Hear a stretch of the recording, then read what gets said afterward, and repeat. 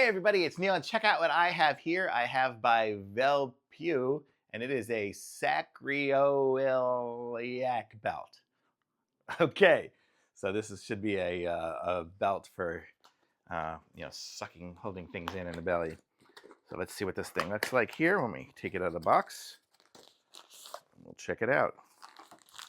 Comes in in the box in a little ziplocky thing. So here we go.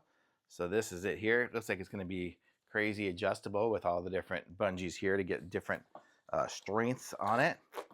And comes with a nice little bookmark. There we go. And then, oh, here we go. So we can measure ourselves and measure our stuff there. So this would be good for, it looks like it says it's good for weightlifting and doing other things like that. So that's kind of nice to have a belt for those kind of things. And let's see. So it's got the sliding strips design. So that's what we're going to do here. So here's our how to wear section. Let's give this thing a how to wear and wear it on. Okay. So it looks like we're going to go from the back around here. Oh, on there. And then, so there's our Velcro and there's our one there. So we can tighten it up on there. And then it looks like here, so that's what we have. Oh, you guys can't see very well.